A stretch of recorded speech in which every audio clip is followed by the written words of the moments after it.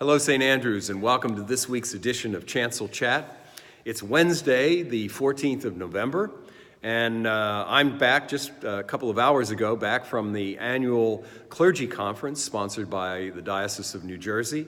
It was held at the Seaview Golf Resort in Galloway, and it was a great conference, a great opportunity to reconnect with some of my clergy colleagues that I don't see on a regular basis. But I'm back and ready to go again. So I'd like to begin my Chancel Chat today by expressing my gratitude for everyone who participated in really a wonderful Veterans Day celebration at the 10 o'clock service last Sunday, which was actually on November 11th, Veterans Day. It was the 100th, the 100th anniversary of the signing of the armistice that ended World War I. And it was also the feast of St. Martin, who is the patron saint of soldiers and veterans. So we had a beautiful celebration. I want to thank especially John Smythe and Dwight Phillips, who worked with me to plan the liturgy for the day, and also to thank Walt Tafe, who provided the beautiful flags representing the 5 branches of the United States Armed Forces, which were carried in procession by our veterans at the beginning of the liturgy last Sunday at the 10 o'clock service. So it was a great day, great opportunity for us to express our gratitude and appreciation for the service of our veterans here at St. Andrews. So looking ahead to this weekend, it's going to be a busy weekend here at the church. It will begin with the monthly men's breakfast at 8 o'clock at the Route 38 Diner in Mount Holly on Saturday morning, November 17th. Our new president, Jerry Doran, will be presiding. So we cordially invite all the men of the parish to come and be a part of this fellowship, this wonderful men's fellowship here at St. Andrews. And then later in the day, after the 5 o'clock service, our monthly community dinner will be served in the parish hall. Doors will open about 6:15 as we welcome our neighbors and friends in the community to come and enjoy a wonderful dinner. It's going to be a kind of Thanksgiving dinner with turkey and cranberry sauce and all the fixings. So we're looking for volunteers to help set up, serve, and clean up after the meal. If you're interested, you can contact Chris in the parish office or just simply show up on Saturday evening and we will certainly put you to work. Then Sunday evening, we will be hosting the first in many years interfaith Thanksgiving service sponsored by the Rancocas Valley Clergy Association. It will be held here at St. Andrews at 7 o'clock. And we hope that many of you will come and be a part of this interfaith community Thanksgiving service. We will be having our traditional Eucharist on Thanksgiving morning.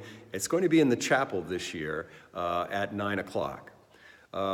So this weekend, the entire weekend, services on Saturday night and Sunday morning, we will be holding our fall mini stewardship campaign here at St. Andrews. And this is really the culmination of our spring God the Giver campaign. And it will provide everyone in the parish with one final opportunity to make a pledge of financial support for St. Andrews for 2019. So if you haven't already made a pledge of support, we're hoping that you will prayerfully consider your response to this fall mini stewardship campaign. As far as the prayers of the people, we encourage you to continue to pray for our parish secretary, Chris Carroll, who is continuing her recovery from elbow surgery. We also want to pray for Mimi Phillips, who is waiting patiently for some major surgery, either the end of this month or the beginning of December, and also for Claire Miller, who's at home following a brief stay in the hospital. And I think we also want to keep in our thoughts and prayers the victims of the terrible, devastating wildfires in California, which have taken such a tremendous toll in terms of human life and property that's been destroyed in these 2 separate wildfires in California. And also to pray for the victims of violence, especially victims of gun violence here in the United States of America. As far as the saint of the week, today we celebrated the feast of Saint Samuel Seabury. That name probably rings a bell for most of you. Seabury didn't die on November 14th, as usually is the case. We celebrate the life of a saint on the date of their death. But on November 14th in the year 1784, Seabury was consecrated as the very first bishop of the American Episcopal Church following the Revolutionary War. Seabury was also the second presiding bishop of the American Episcopal Church and the first bishop of the Diocese of Connecticut. So this day is very significant for us because it marks the date in which our very first bishop of the American Episcopal Church was consecrated. Now, he was consecrated in Aberdeen, Scotland, by two Scottish bishops, and that's because the Church of England at that time had a requirement that in order for a priest to be ordained or a bishop to be consecrated, they had to take a loyalty oath to the King of England. And of course, after the Revolutionary War, that was no longer possible for an American to take an oath of loyalty to the King of England. So the Church of Scotland said that they would be happy to consecrate the first American bishop. And in exchange for this courtesy, they did request that Seabury encourage the American Episcopal Church to adopt the Eucharistic prayer that was found in the very first Book of Common Prayer in 1549, rather than the much more abbreviated version of the Eucharistic prayer, which was currently being used in the Church of England.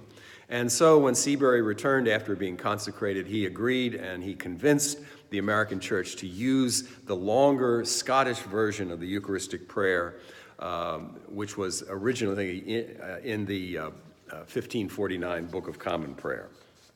So it's a great day to celebrate not only the life and ministry of our first bishop, but also the episcopate, which plays such an important role in the life of the Episcopal Church and has from the very beginning. So Samuel Seabury, the first bishop of the Episcopal Church in America, and today we remember the 234th anniversary of his being consecrated bishop and being the first American bishop to be so consecrated. So that's about all I have for today. Wishing you and your family a blessed day, and we will talk again next week. God bless you.